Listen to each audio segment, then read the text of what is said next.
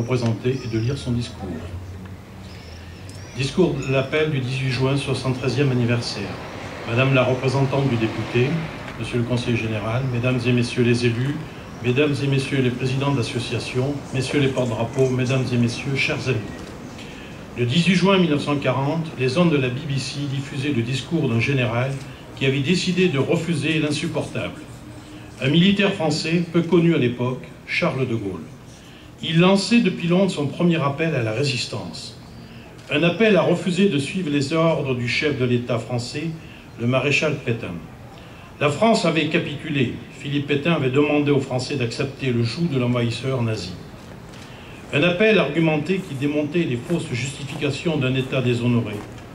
Un État où la honte de la défaite avait remplacé l'honneur du combat. L'appel du général de Gaulle représentait un constat lucide de la situation réelle de la France et de ses alliés.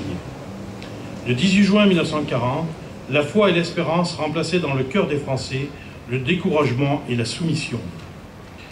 Homme de courage et de conviction, le général de Gaulle exhortait, lui, le peuple, à résister, à conserver sa fierté. Un appel à rester debout, à combattre pour la liberté. Depuis cet appel, 73 ans ont passé. Pourtant, il reste plus que jamais d'actualité. Le 27 mai dernier, nous rappelions ici même l'injonction d'un autre grand résistant, Stéphane Hessel. Nous rappelions son appel, « Indignez-vous ». Un appel qui a d'étranges similitudes avec celui que nous commémorons aujourd'hui. Aussi, permettez-moi ce soir de citer un autre constat, celui de Jean Cocteau qui disait « Rien d'audacieux n'existe dans la désobéissance ». Ce soir, réunis tous ensemble devant ce monument qui rend hommage à la résistance des Vigneusiennes et des Vigneusiens, je vous appelle, moi aussi, à savoir désobéir quand la situation l'exige.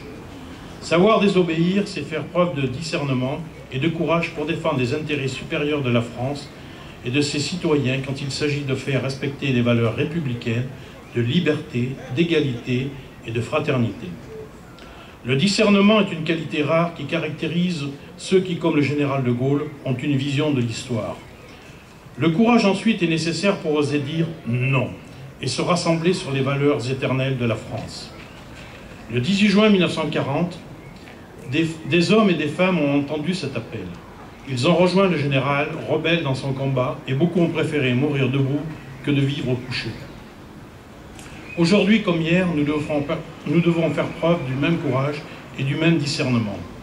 Bien entendu, il serait plus facile de ne rien entendre, de continuer à vivre caché et suivre les consignes officielles.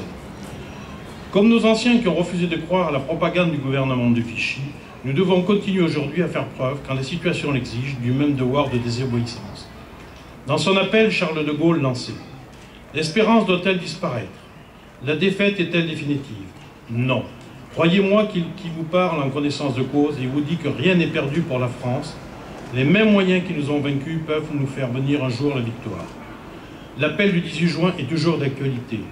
Que l'on soit le 18 juin 1940 ou le 18 juin 2013, les principes de gaullisme restent plus que jamais valables. Je vous remercie de votre attention.